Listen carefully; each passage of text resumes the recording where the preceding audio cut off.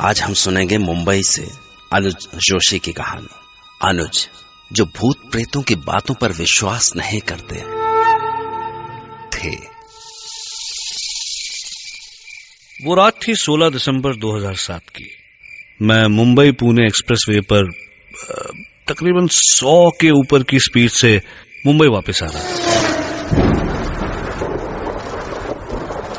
बारिश में गाड़ी तेज चलाने का मजा ही कुछ और है। पर मेरी लाइफ में आगे क्या होने वाला था मुझे उसका बिल्कुल भी अंदाजा नहीं था। मैं मस्त बारिश को चीरता हुआ गाड़ी दौड़ा रहा था कि अचानक मेरा ध्यान पेट्रोल इंडिकेटर पर गया एंड आई रियलाइज कि पेट्रोल लगभग खत्म हो चुका है। एज एक्सपेक्टेड अगले 10 सेकंड में ही गाड़ी बंद पड़ गई।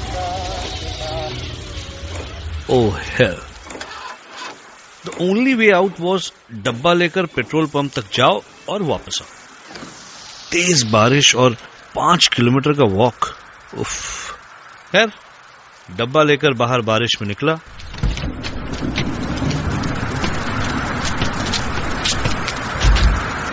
भगवान का नाम लिया और चल पड़ा। तब लगा जैसे भगवान ने मेरी सुनी, क्योंकि 10 कदम ही चला था कि देखा कि पीछे से एक गाड़ी चली। मैंने लिफ्ट मांगी और गाड़ी रुक भी गई। मैंने कांच पर नॉक किया होपिंग कि मुझे लिफ्ट मिल जाए, लेकिन जब कांच नीचे हुआ तो पता नहीं क्यों एक अजीब सा डर लगा।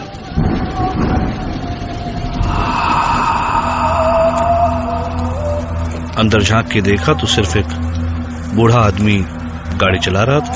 नीला सूट, नीली हैट और बड़ी बड़ी आंखें। हेलो, मैंने कहा। वो आदमी मेरी तरफ मुड़ा और मुस्कुराया, लेकिन वो मुस्कान बहुत अजीब सी थी, ऑलमोस्ट क्रीपी। और तब उसने अपना मुंह खोला और उस आदमी की आवाज सुनकर ऐसा लगा मानो किसी ने मेरी पीठ पर बर्फ डाल दिया।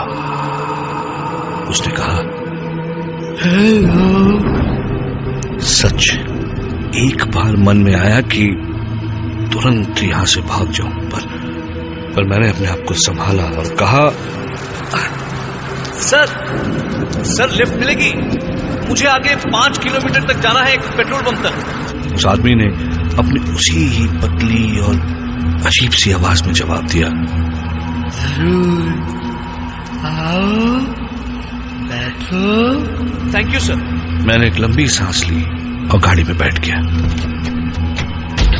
कई बार कैसे होता है ना, वो कुछ करते ही मन से आवाज आती है कि गलत किया बॉस, गलत किया। बस वैसी ही आवाज मेरे मन में आ रही थी। मैंने फाइनली कहा, हेलो सर, मेरा नाम अनुज है।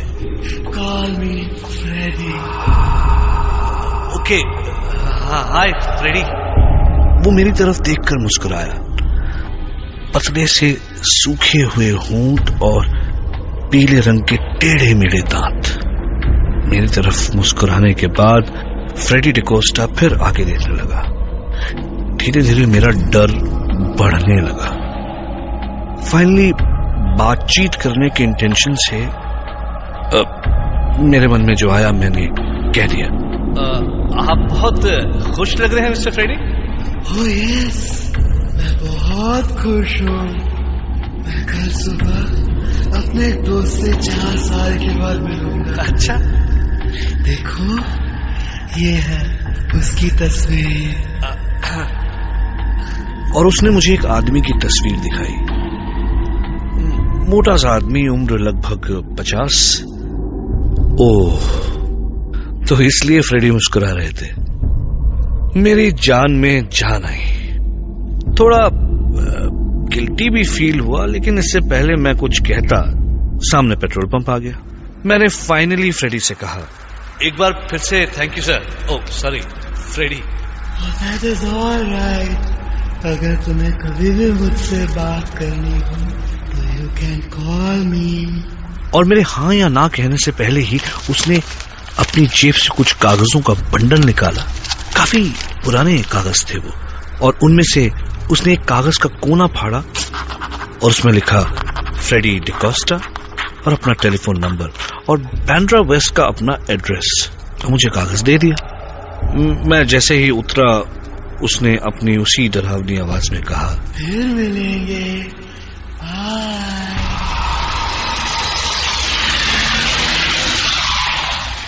और तुरंत कार निकल गई। मैं उसके तुरंत बाद अपने कपड़ों को बचाते हुए पेट्रोल पंप में घुसा। वहां खड़े पेट्रोल अटेंडेंट ने मुझे देखकर पूछा, क्या साहब, आपकी गाड़ी बंद पड़ गई है क्या? हाँ यार, तो अच्छा हुआ कि लिफ्ट मिल गई।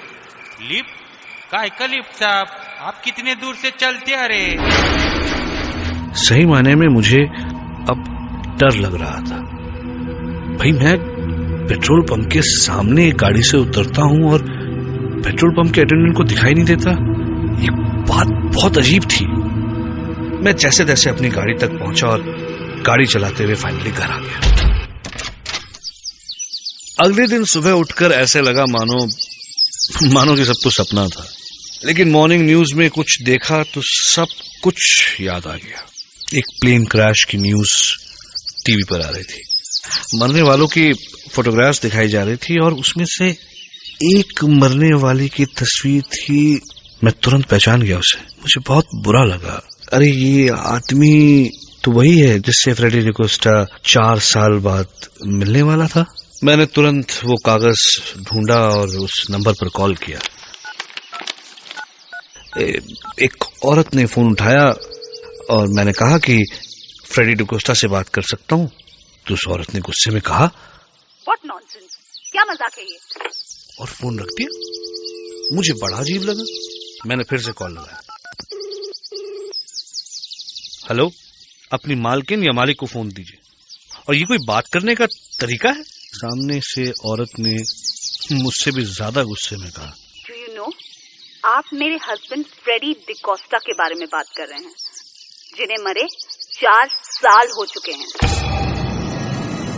मुझे अचानक ऐसे लगा जैसे मैं अपनी सीट के अंदर ही धंसता जा रहा हूं। कुछ समझ नहीं आया। गला सूख गया। कल रात जो मुझे मिला, कहीं वो फ्रेडी का। अब सिर्फ एक ही चारा बाकी था कि मैं उसकी बीवी से जाकर मिलूं।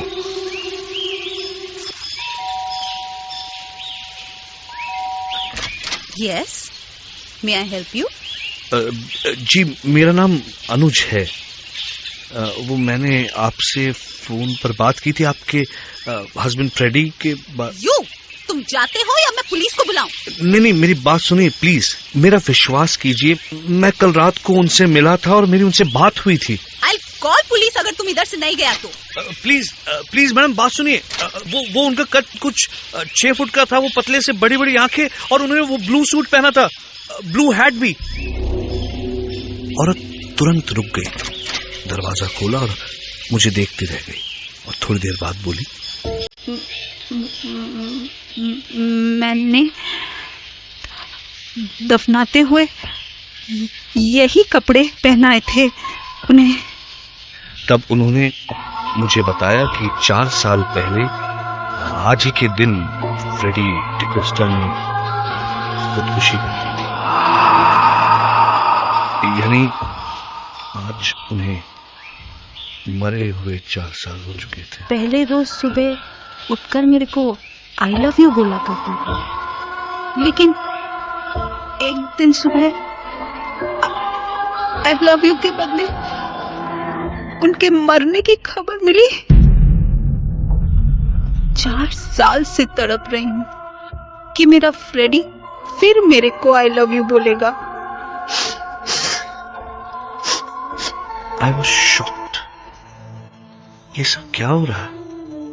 उनकी वाइफ मुझे उनकी कब्र तक ले गई। मुझे बहुत अजीब और बहुत ज्यादा डर लग रहा था। फ्रेडी के बारे में हर बात मिली, लेकिन एक चीज नहीं मिली, उनकी आवाज। उनकी वाइफ ने कहा कि हाँ, उनकी आवाज तो, मैंने कहा एकदम अजीब सी, पतली सी और फटी हुई सी आवाज थी, राइट? तो उन्होंने कहा नहीं, उनकी आवाज तो मोटी थी। तो अचानक उनका चेहरा एकदम सफेद हो गया और उन्होंने कहा, तुम जानता है मेरा हस्बैंड कैसे सुसाइड किया? अपने गले पे गोली चलाकर। इसीलिए उनकी आवाज। मेरे चक्कर बढ़ते जा रहे थे। तब अचानक उनकी वाइफ ने मुझसे पूछा, पर आपको ये नंबर कैसे मिला? हाँ, उन्होंने मुझे वो कुछ कागजों का बंडल था उनकी जेब में, जिसमें से एक कागज फाड़कर उन्होंने मुझे दिया। अचानक मानो उनकी आंखें और बड़ी हो गई और उन्होंने कहा, किधर है? मुझे वो कागज दे दो अभी, प्लीज मुझे वो कागज दे दीजिए। देखिए इसमें लिखा है फ्रेडी डिकोस्टा, ये फोन नंबर और ये एड्रेस। उस कागज को उन्होंने कुछ ऐसे छुआ जैसे कोई बहुत कीमती चीज हो, और उन्होंने कहा, फ्रेडी आर्मी में था और मैं उसको हमेशा चिट्ठी लिखता था, और ये कागज तो। उन्होंने कागज को पलटा और पीछे उन्हीं के अक्षरों में लिखा था, आई लव यू, और वो रो पड़ी। मैंने वो कागज हाथ में लिया और ऐसे लगा जैसे उस कागज में इलेक्ट्रिसिटी थी। मैंने कहा, देखिए ना, इट्स एज इफ फ्रेडी 4 साल के बाद आपके पास आए हैं और वो आपसे कह रहे हैं। जब मैंने अपने अगले शब्द कहने के लिए मुंह खोला तो मेरी अपनी आवाज मुझे अलग लग रही थी। मैंने कहा, आपसे वो कह रहे हैं कि I love you।